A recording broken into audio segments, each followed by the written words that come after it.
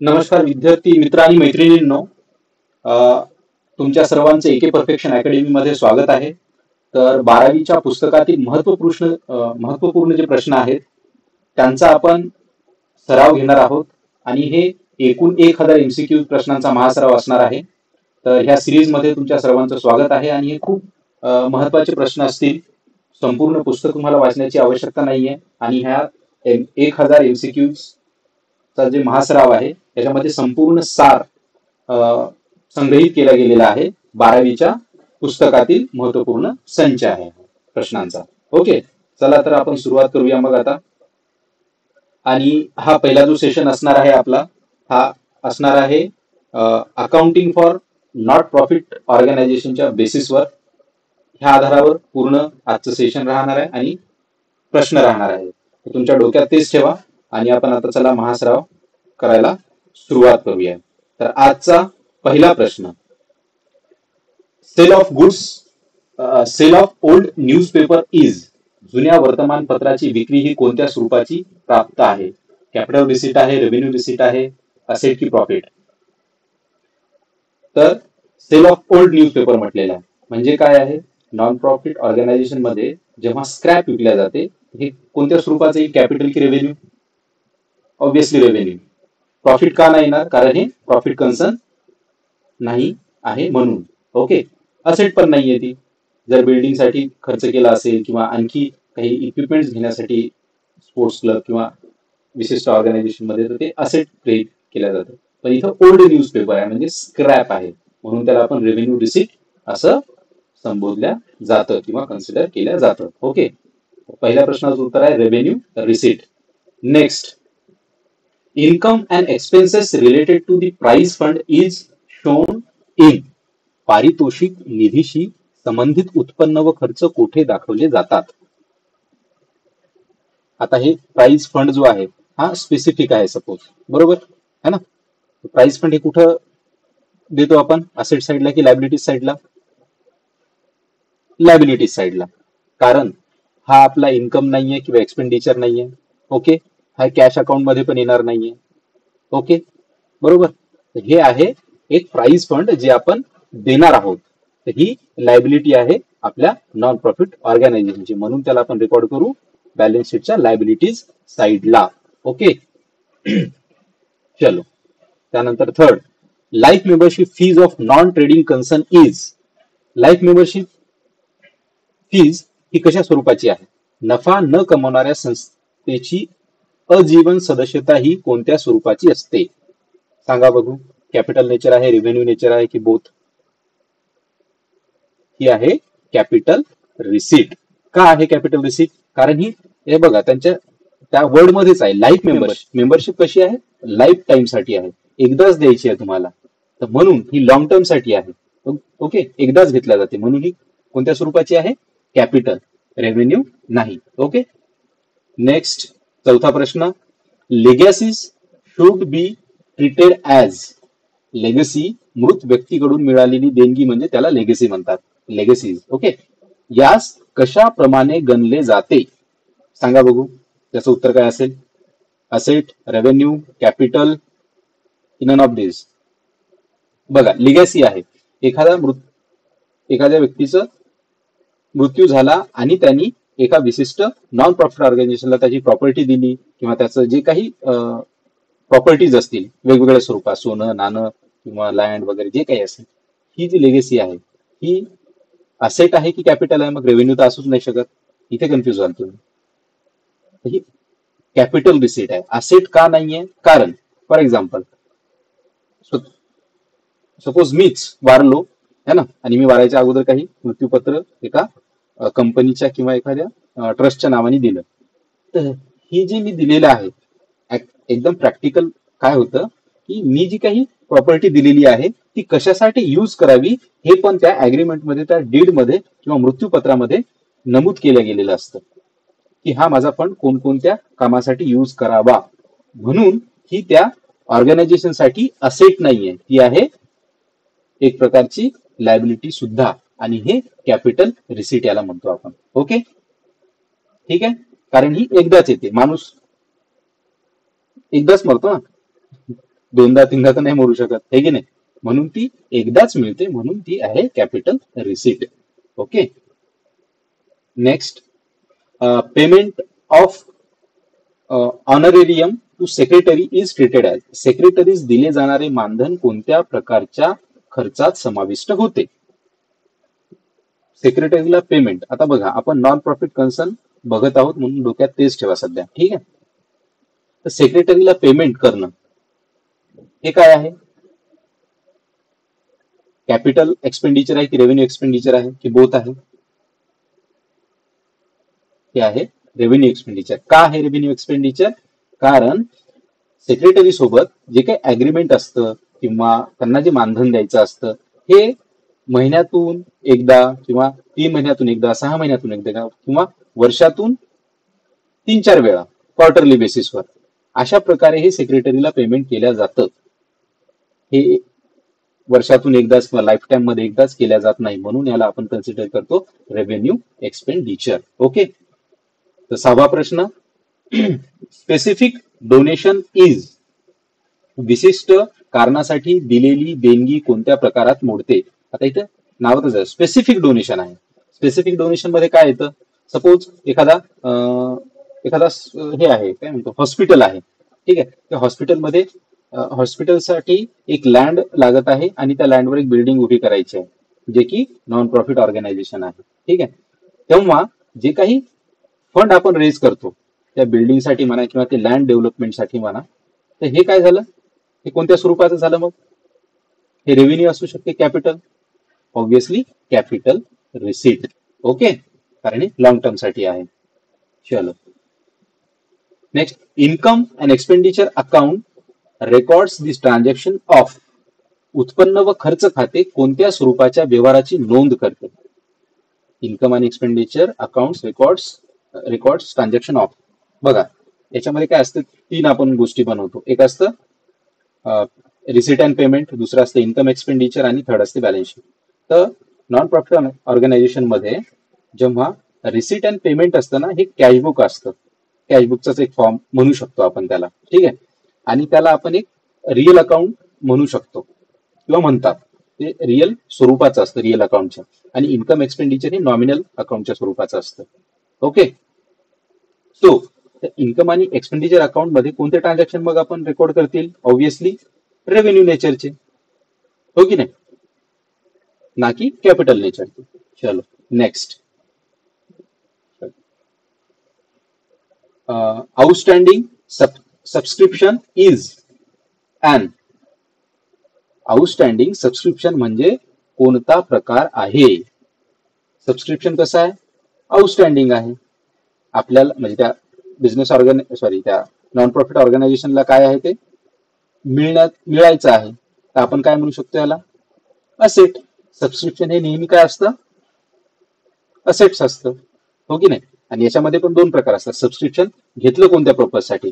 Suppose एक छोटासा programme आहे, ओके, एखादा लेक्चरच ऑर्गनाईज केलेला आहे किंवा एखादा स्पोर्ट्स ऑर्गनाईज केलेला आहे शॉर्ट टर्म साठी, है ना, तेव्हा ते जे सबस्क्रिप्शन असतं त्याला आपण इन्कम असं गृहीत धरल्या जातं, पण इथे आउटस्टँडिंग सबस्क्रिप्शन म्हणलेलं आहे. ओके. सो म्हणून हे असेट्स मध्ये येईल. ओके. याचे 2 पर्पज असतात, ते पर्पज वाईज असतात, पण इथे आपण एक्झामच्या पॉइंट ऑफ व्ह्यूनी हे outstanding subscription is asset. Okay, ह्या प्रकारात मोडतं. 9वा प्रश्नाकडे वळूया आपण. Entrance fee unless otherwise stated is treated as. काय म्हणणं आहे? प्रवेश फी जर वेगळे नमूद नसेल तर ती कोणत्या प्रकारात येते? एंट्रान्स फी कोणत्या स्वरूपात येते? रेव्हेन्यू येते, कॅपिटल येते, लायबिलिटी येते की नन ऑफ दिस येते? ऑब्विसली इथे दिलेलेच आहे, अनलेस अदरवाइज स्टेटेड. जर वेगळे नमूद नसेल तरीही आपण रेव्हेन्यू रिसीट मध्ये नमूद करू. ओके, किंवा प्रकारात आपण घेऊ.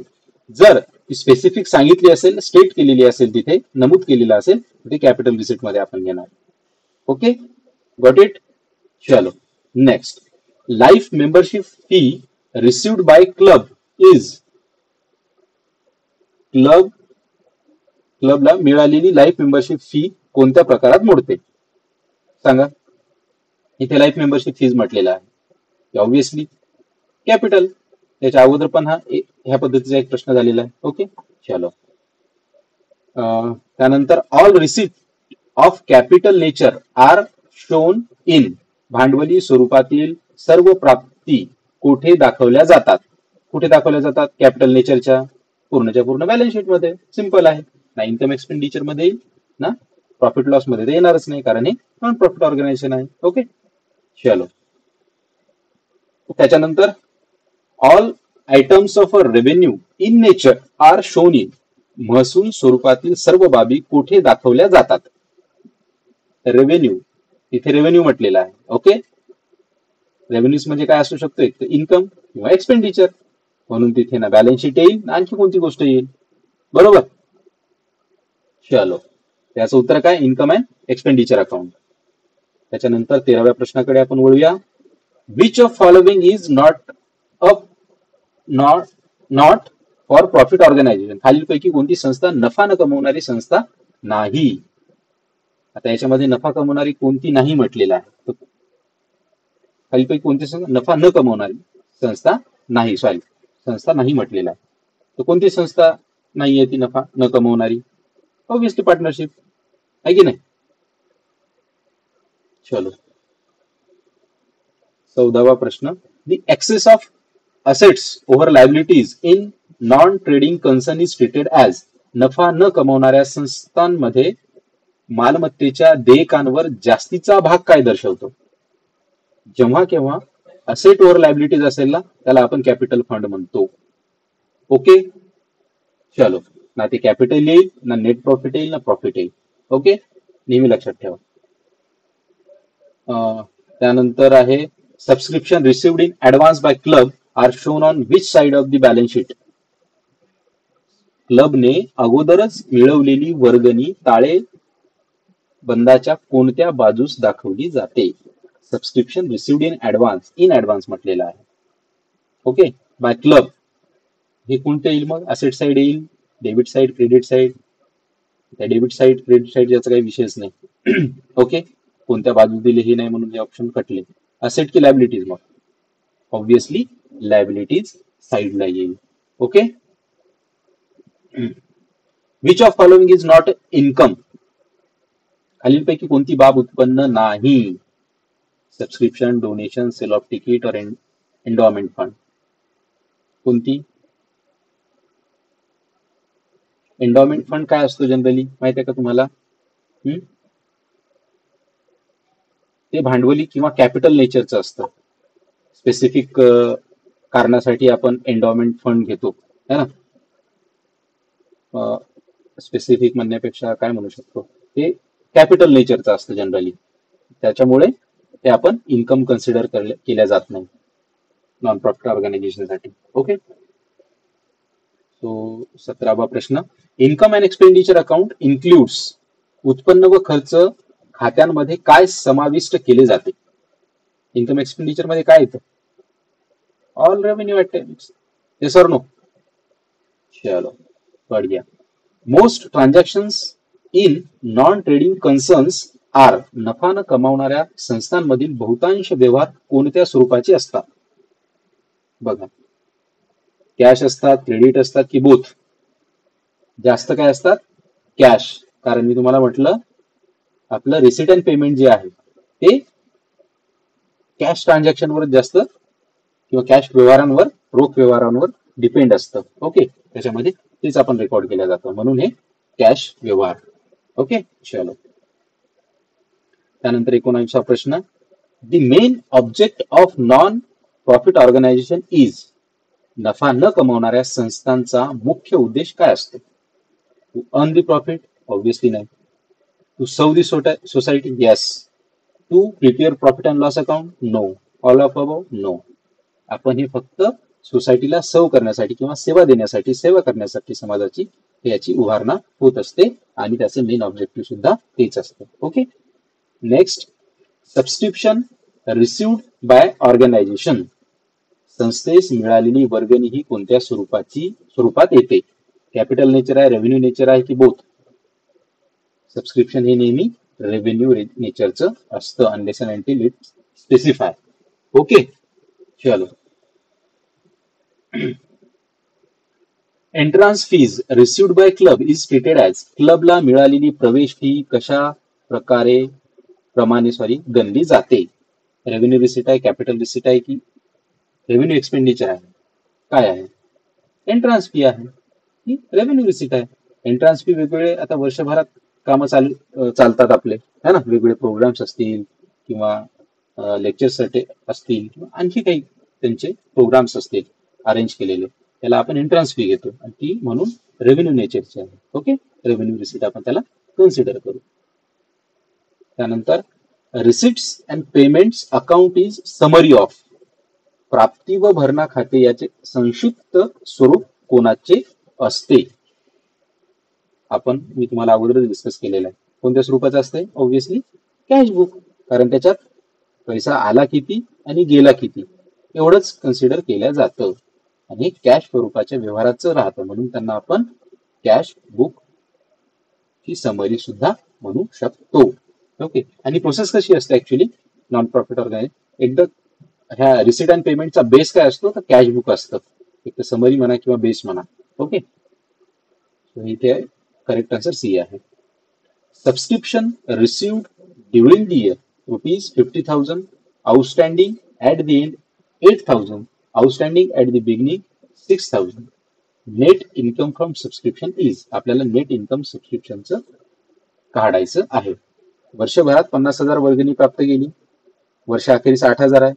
ओके, सुरुवातीला 6,000 आहे, तर निव्वळ उत्पन्न किती? ओके, ठीक आहे. त्याचं सिंपल काय असतं? प्राप्त प्लस खरेदीची बाकी प्लस सुरुवातीची बाकी. ओके, मग याच्यामध्ये काय येईल? 50,000 प्लस ओपनिंग किती आहे, sorry outstanding at the end किती आहे? 8,000 आणि बिगिनिंग किती आहे? 6,000. 50 plus 8 minus 6 is equal to किती? 52,000. चलो, subscription received 1,80,000, outstanding at the end 20,000, advance at the end 10,000. What to credit in income and expenditure account, income आणि एक्सपेंडिचरच्या अकाउंटला क्रेडिट किती अमाऊंट होईल? किती होईल मग? सेम इथे पण फंडा होईल, फक्त इथे ऍडव्हान्स दिलेला आहे. ओके, ऍडव्हान्स नेहमी काय होतं? मायनस होतं, म्हणजे बॅलन्स आहे आउटस्टँडिंग जे आहे ते आपण प्लस करू. ओके, जे काही सबस्क्रिप्शन इश्यू झालेला आहे, म्हणून 1,80,000 plus 20,000 minus advance 10,000 is equal to 1,90,000. हे आपलं उत्तर. ओके, ही अमाऊंट क्रेडिट होईल इन्कम एक्सपेंडिचरला. ठीक आहे. त्यानंतर if specific funds expenses exceed the fund amount पेक्षा एक्सपेन्सेस जर जास्त झालेले असतील तर extra expenses is recorded in, जर विशिष्ट निधीवरील खर्च निधीपेक्षा जास्त असेल तर अधिक खर्च कोठे दाखवला जातो? लायबिलिटी साईडला येतो बॅलन्स शीटच्या, की डेबिट साईडला येतो इन्कम आणि एक्सपेंडिचरचा, की credit side of income expenditure, की asset side of balance sheet? हे कुठे येईल? ऑब्व्हियसली डेबिट साईडला. का? कारण इथे काय म्हटलेलं आहे? Exceed the fund amount, expenses वाढलेले आहेत आपले. ओके, एक्सपेन्सेस वाढलेले आहेत म्हणून ते एक्सपेंडिचरच आहे आणि ते आपण एक्सपेंडिचर इन्कम एक्सपेंडिचर अकाउंटलाच डेबिट करू. ओके, चलो. त्यानंतर all receipts from sale of consumables items are treated as, वापरण्या योग्य वस्तूंच्या विक्रीतून मिळणारी सर्व प्राप्ती कोणत्या प्रकारची असते? कॅपिटल असते, रेव्हेन्यूची असते, की both? All receipt from sale of consumables, तर ही रेव्हेन्यू रिसिट असतात. ओके, चलो. सबस्क्रिप्शन ₹5,000, ऍडव्हान्स परत बघा तेच फॉर्म्युला तुम्हाला इथे अप्लाय करायचा आहे, अगोदर जे केला होता. सबस्क्रिप्शन 5,000 आहे, ऍडव्हान्स 3,000, आउटस्टँडिंग 400 आहे. त्याच्यामध्ये काय होईल? ऍडव्हान्स मायनस होईल, आउटस्टँडिंग प्लस होईल सबस्क्रिप्शन मध्ये. So 5,000 plus 400 minus 300 is equal to 5,100 रुपये. Okay, simple. Next, income of ₹16,000 deficit debited to capital fund ₹4,300 find expenditure. इथे काय म्हणलेलं आहे, इन्कम आपला 16,000 आहे आणि डेफिसिट जे कॅपिटल फंडला केलेलं आहे ते 4,300 आहे. त्याच्यामध्ये एक्सपेंडिचर किती झाला त्याचं एकदम इक्वेशन काय बनतं. एक्सपेंडिचर कसा काढायचा आपण, इन्कम मध्ये आपण डेफिसिट टाकायचं, बरोबर. इन्कम मध्ये डेफिसिट केलं इज इक्वल टू एक्सपेंडिचर. हे सर नो, जसं की income minus expenditure is equal to deficit असतं, तर आपल्याला इथं एक्सपेंडिचर काढायचं आहे, म्हणून income plus deficit is equal to expenditure. 16,000 plus 4,300 is equal to 20,300 आपलं उत्तर येईल. ओके, चलो. Balance of income and expenditure account shows.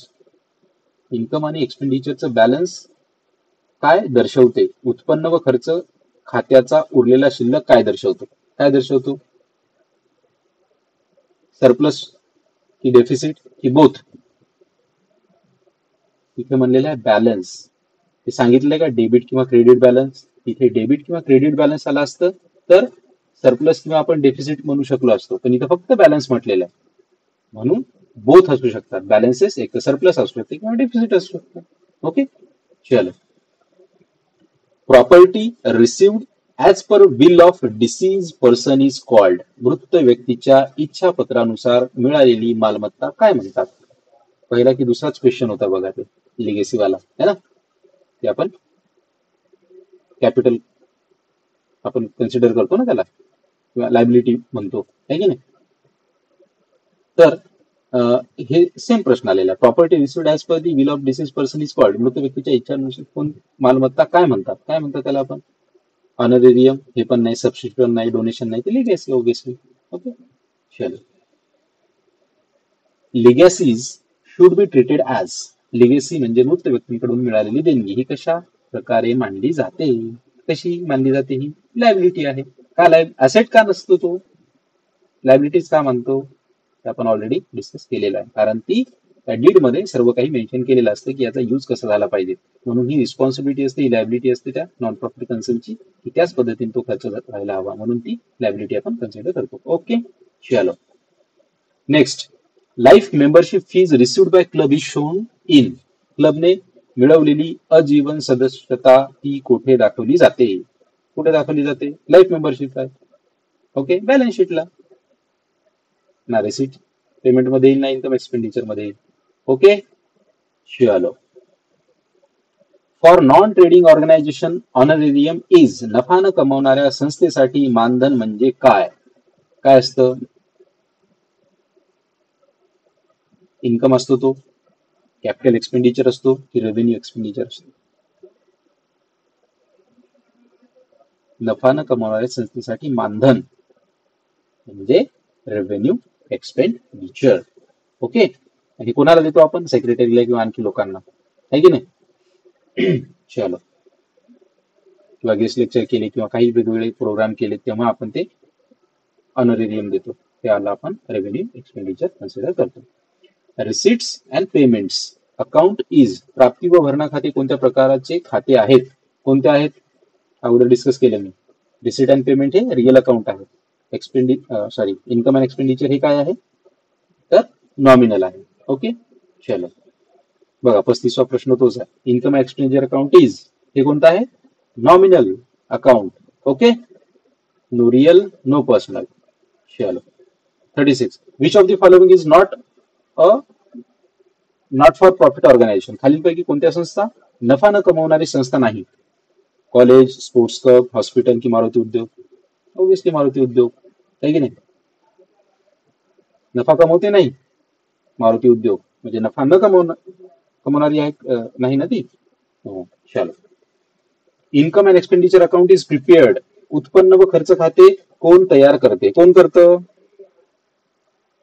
Not for profit organisation, industrial organisation, business, की by all organisations, only not for profit organisation. चलो. Receipts and payments account generally indicates. Receipt आणि payment हे account काय indicate करतं, प्राप्ती व भरणा खाते सामान्यतः काय दर्शवते, surplus, capital fund, credit balance, debit balance? बताओ. Debit balance. का डेबिट बैलेंस सांगा. जेव्हा आपण रिसिट अँड पेमेंट अकाउंट बनवतो तेव्हा आपण काय घेतो, कॅश किंवा बँक ड्रॉपडाऊन करतो ना, आहे की नाही. ते कोणतं असतं मग, ते नेहमी डेबिट बॅलन्स असतं. ओके, चलो. Income and expenditure account generally indicates, हे काय करतं, इन्कम आणि एक्सपेंडिचर जनरली काय इंडिकेट करतं, कॅश बॅलन्स असतं, नेट प्रॉफिट असतं, कॅपिटल फंड की सरप्लस डेफिसिट. इथे आपण इन्कम एक्सपेंडिचर मध्ये सरप्लस किंवा डेफिसिट काढतो किंवा हे अकाउंट इंडिकेट करतं. ओके, चलो. Donation received for specific objective will be shown, विशिष्ट उद्देशासाठी मिळालेली देणगी कुठे दाखवली जाते, कुठे दाखवली जाते, विशिष्ट, ही नेहमी लायबिलिटी साइडला, कोणाच्या, बॅलन्स शीटच्या. ओके, हे इन्कम एक्सपेंडिचर मध्ये येणार नाही किंवा असेट साइडला पण येणार नाही. ओके, चलो. The excess of assets or liabilities is in non-trading concern is treated as, नफा न कमावणाऱ्या संस्थांमध्ये मालमत्तेचा देयकांवर जास्तीचा भाग काय दर्शवतो, काय दर्शवतो, excess of assets over liabilities. आपल्या लायबिलिटीज काय आहेत, एक मिनिट हा, सॉरी, एकच मिनिट मित्रांनो, हा, सॉरी डिस्टर्ब झाल्याबद्दल. So the excess of assets over liabilities in non trading concern is treated as, याला काय म्हणतो आपण, कॅपिटल फंड. ओके, चलो. प्रश्न क्रमांक 42. In non trading concerns excess of income over expenditure is called, नफा न कमवणाऱ्या संस्थांमध्ये उत्पन्नाचा खर्चावर जास्तीचा भाग काय काय म्हणतात, काय असतो इन्कम एक्सपेंडिचर मध्ये, जर excess of income over expenditure असेल तर प्रॉफिट अँड लॉस मध्ये काय म्हणतो आपण त्याला, प्रॉफिट. आणि इकडे काय म्हणतो, जास्त इन्कम असेल तर एक्सपेंडिचर पेक्षा सरप्लस. ओके, चलो. In not for profit organisations excess of expenditure over income is called, आता इथे एक्सपेंडिचर जास्त आहे इन्कम पेक्षा, त्याला काय म्हणू आपण, तूट किंवा डेफिसिट. चलो. Donations received for the specific purposes, विशिष्ट उद्देशासाठी मिळालेल्या देणग्या काय असतात आणि कुठे आपण त्याला रेकॉर्ड करतो, should be credited to income and expenditure account, should be credited to a separate account and shown in the balance sheet, or should be shown on the asset side, की none of these. हे नेहमी आपण balance शीटच्या credit साइडला लिहितो. आणि specific donation, जसं मी तुम्हाला म्हटलं, एक उदाहरण घेतलं होतं आपण, बिल्डिंग कन्स्ट्रक्ट करायची आहे किंवा काही कुणाला म्हणजे डेव्हलपमेंट असेल इंटरनल असेट्सची, तिथे आपण स्पेसिफिक डोनेशन घेतो, तर ते नेहमी आपण बॅलन्स शीटच्या क्रेडिट साइडला लिहितो. चलो.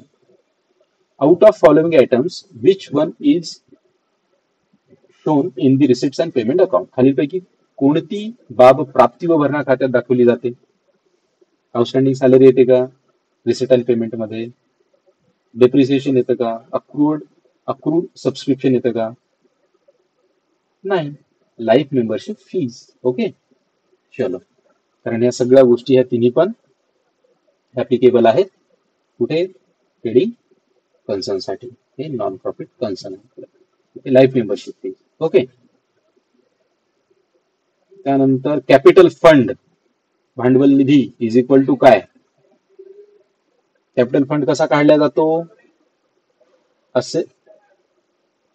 असेट्स ओव्हर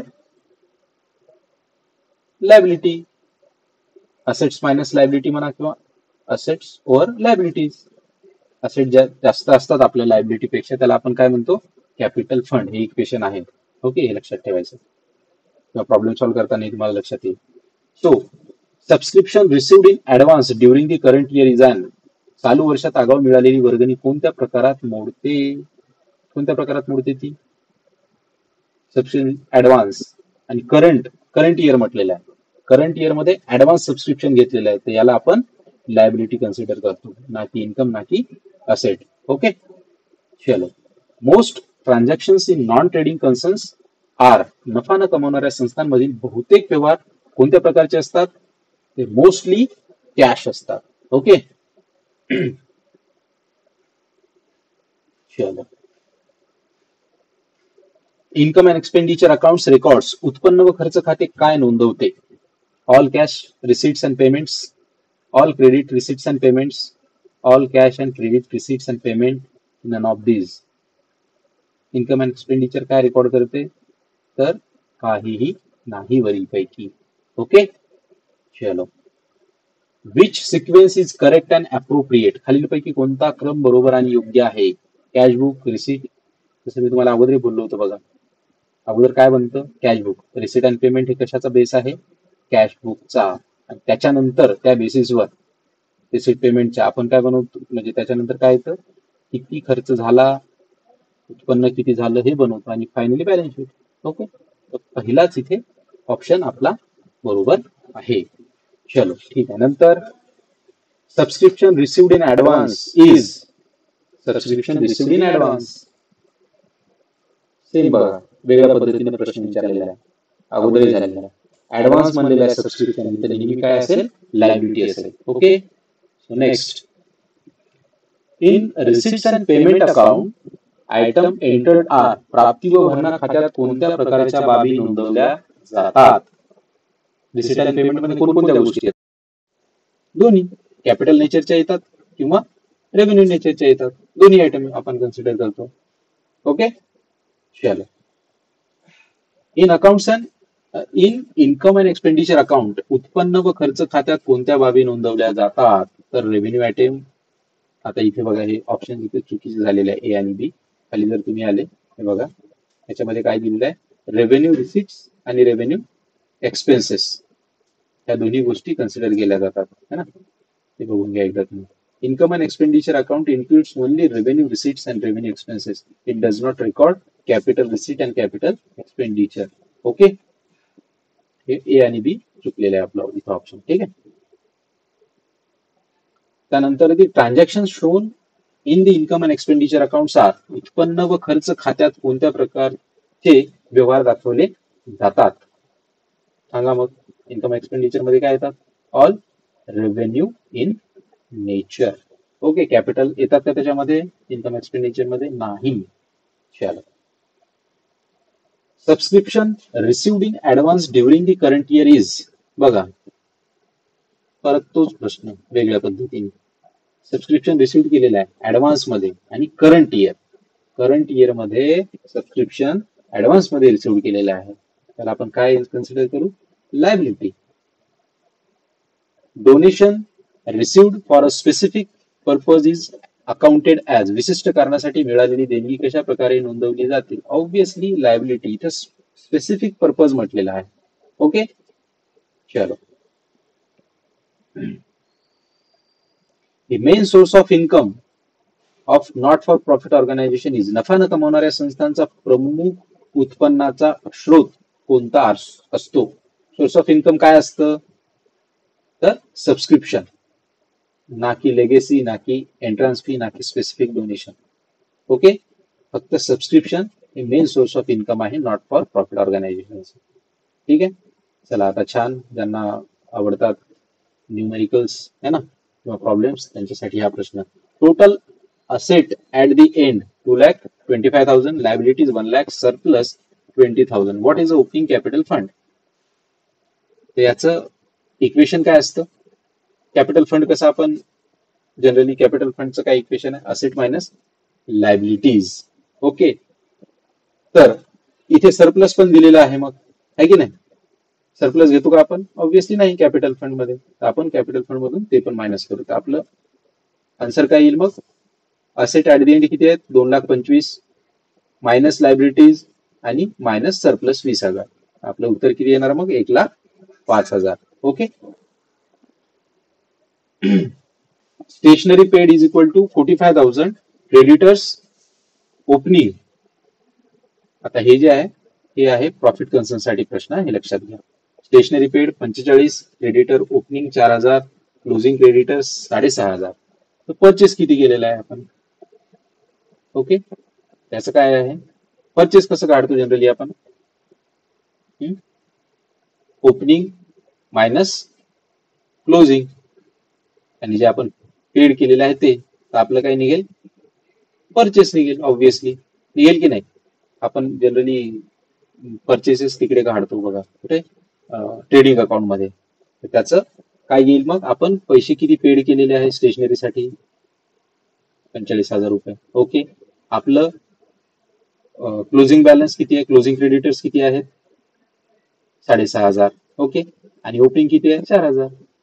त्याची फायनल अमाऊंट किती येईल? 47,500. Okay, got it? चलो, tournament fund opening. Opening fund किती आहे टुर्नामेंटचा? 32,800. डोनेशन किती आहे? 15,400. खर्च किती केलेला आहे? स्पेंड किती केलेला आहे? 12,300. तर क्लोजिंग फंड काय राहणार आहे? क्लोजिंग फंड कसा काढतो आपण? ओपनिंग फंड प्लस डोनेशन, आणि ते खर्च किती झाला तर आपलं काय येईल? क्लोजिंग. सिंपल आहे. ओपनिंग किती आहे? 32,800. प्लस करा 15,400, मायनस करा 12,300. उत्तर किती येईल? 35,900. Okay. So income and expenditure account generally indicates, उत्पन्न व खर्च खाते सामान्यत काय दर्शवते? काय दर्शवते सामान्यत? इन्कम एक्सपेंडिचर इथे काय काढतो आपण? डेफिसिट किंवा सरप्लस. ओके, ना नेट प्रॉफिट काढतो, ना बँक बॅलन्स, ना कॅपिटल फंड, म्हणून none of these. Okay, so next, receipts and payments account is statement of. प्राप्ती व भरणा खाते हे कोणत्या गोष्टीचे निवेदन आहे? कशाचं निवेदन आहे ते? Receipt payment is statement of asset की लायबिलिटीज येतात त्याच्यामध्ये, की दोन्ही येतात? तिथे किती पैसा आला आणि किती गेला, ओके, हेच आपण कन्सिडर करतो, म्हणून none of these. It's one of cash book, one type of. त्यानंतर life membership fees is. Life membership कशी आहे? सबस्क्रिप्शन आपलं इन्कम असतं. ओके, आणि इथे लाईफ मेंबरशिप फीज म्हणलेलं आहे, हे काय आहे? Liability. Okay, next, sale of grass by sports club is. क्रीडा क्लबद्वारे गवताची विक्री ही कशा प्रमाणे मोजली जाते? कशा प्रकारे मोजली जाते ही? ऑब्विसली हे कसा नेचर आहे याचा? रेव्हेन्यू नेचर आहे, म्हणून याला आपण रेव्हेन्यू रिसीट म्हणू. ओके, चलो. Subscription received by the school for the organising annual function is. शाळेत वार्षिक कार्यक्रमासाठी मिळालेली वर्गणी ही कशा प्रकारे मोजली जाते? कॅपिटल, रेव्हेन्यू, असेट की अर्न्ड इन्कम? कसं आहे? ही कॅपिटल नेचरची आहे. ओके, तर याला आपण कॅपिटल रिसिट म्हणू सबस्क्रिप्शनला.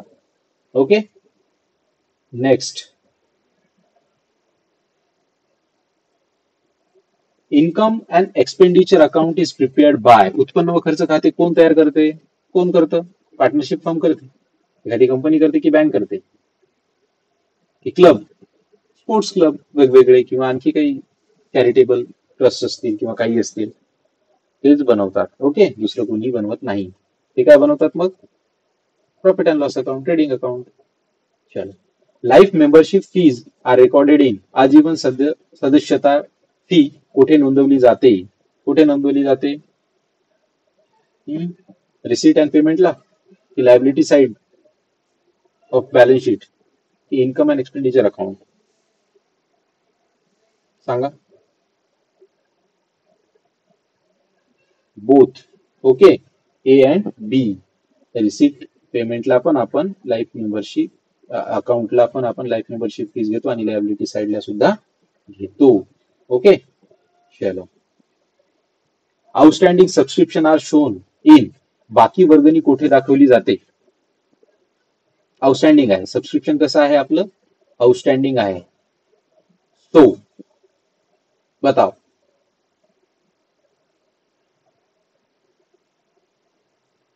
की कुठे केली जाते? सांगा. असेट साईडला. ओके, चलो. Receipt and payment account is प्राप्ती व भरणा खाते हे कोणत्या प्रकारचे निवेदन आहे?